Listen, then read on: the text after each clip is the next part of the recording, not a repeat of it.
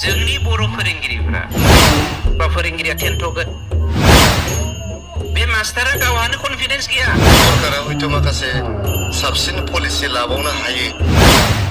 बर'फोरनि बयनिफ्रायबो देरसिन इन्डास्ट्रि बयनिफ्राय बांसिन एमप्लयमेन्टआ बर' बिजोङावनो मोनदों जोंखौ मा होनो आसाम सरकारा जाबसिनगासिनो दङ बर' राव बिमानि राव रैसुमै राव बिनि सायाव जोंहा बिराद आस्था दङ दानिया जोंनि बर' फोरोंगिरिफ्रा even I was also a teacher आंबो सासे फोरोंगिरिमोन आं प्रमिस खालामदोंमोन आं मालाबाबो आंनि फिसाफोरखौ इंलिश मिडियामाव फोरोङा आंहा 7 फिसा हिनजाव दं 3खौ आङो बर' मिडियाम फोरोंजोबदों हास्लाबाखसै आं हाग्रायाव थांनायनि जाहोनाव उन्दैयावनो न'खराव माखासे टेक्निकल प्रब्लेम जाबाय न'खराव हौवा मानसि गैया फारसेथिं बाबा माबि माने हर सान डिस्टार्ब जाबाय थानायनि थाखाय उन्दैयावनो हाबा जाबाय लास्ट जोबथा जा आंनि फिसाजो बे फिसाजोखौ आंनि गोसोआव ओरैबायदि मोनसे गाबखांनाय फैदों जोंनि फोरोंगिरिफ्रा हमनानै ला खैला मैलानि फोरोंगिरिफ्रा बेंटलावहाय न' दङ मानो दं स्कुला खैला मैलायाव बेंटलनिफ्राय बिसोर क्लास खालामनो थाङो गावनि सासे फिसाखौ इंलिश मिडियामाव फोरोंनो थाखाय स्कुलाव बियो गावनि फिसाखौ दोनखांनासो बर' मिडियामनि फरायसाफोरखौ फोरोंनो थाङो गाबखांनाय फैदोंमोन जोंनाव जायनि जाहोनाव जोबथा फिसाजोखौ आं इंलिश मिडियामाव फोरोंनो गोनां जादों दा हायार सेकेन्डारि सेकेन्ड इयाराव दङ खोन्थाया जोंहा गावबा गावनो जुदि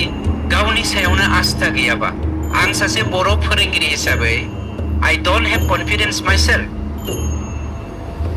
आंनि फोरोंनायजों आंनि फिसाया लेखा गोरों जानाय नङा होननानै साननानैनो दिनै फोरोंगिरिफ्रा दिनै इंलिश मिडियामाव फोरोंजोबदों आं माबा नंखाय बुंदों नामा बुङाखै बे मास्टारा गावहानो कनफिडेन्स गैया जे बे 50 जन 60 जन गथ'फोरखौ जे बर' मिडियाम फरायनानै लेखा गोरों खालामनो हागोन कनफिडेन्स गैयिनि थाखायनो गावनो बे गामिनिफ्राय फैनानै गावनि फिसाखौ इंलिश मिडियामाव फोरोंफैदों जोंहा साफ्रोमबो बे सेन्टिमेन्टआ थानांगोन होमबा जोङो साक्सेसफुल जानो हागोन थामथियाव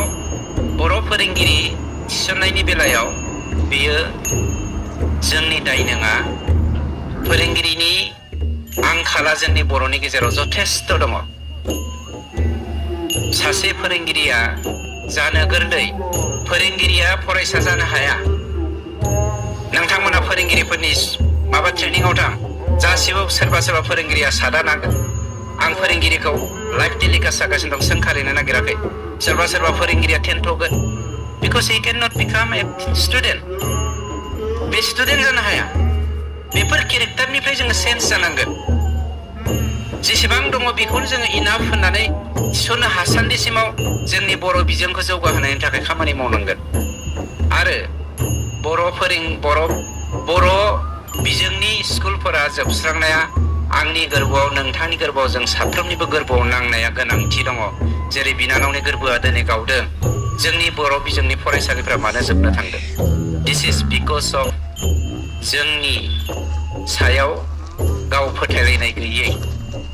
थेंक इउ नार्जारिया हयथ' बे बेलायाव एसे बुंगोन आं बे बिनानावनि नैथि सोंलुनि सायाव बुंनो लुबैयो आंबो बर' बिजोंनि फरायसा एलपि स्कुलनिफ्राय बुंनो थाङोबा कलेजसिम आंबो बर' बिजोंजोंनो फरायदों कलेजाव आंहा मोननै मेजरमोन थखन बर'आ मेजर नङामोन थखन BSL होनना बुङो बड' सेकेन्ड लेंगुवेज जों फार्स्ट बेच BSL नि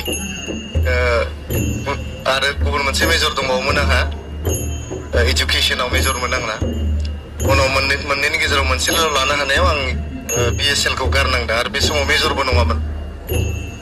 आंनि बुंनो लुबैनाया दिनै जों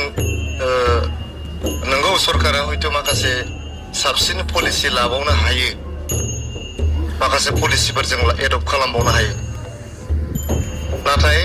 बर' बिजोंखौ फोथांनानै लाखिनाय बर' बिजोङा मोनसे समाव बर'फोरनि बयनिफ्रायबो देरसिन इन्डास्ट्रि बयनिफ्राय बांसिन एमप्लयमेन्टआ बर' बिजोङावनो मोनदों बर' मास्टारफोर गुबुन मानसिफ्राथ' मोना बर' बिजोङाव बर'फ्रानो मास्टार मिस्ट्रेस बिदि जानानै साख्रिफोर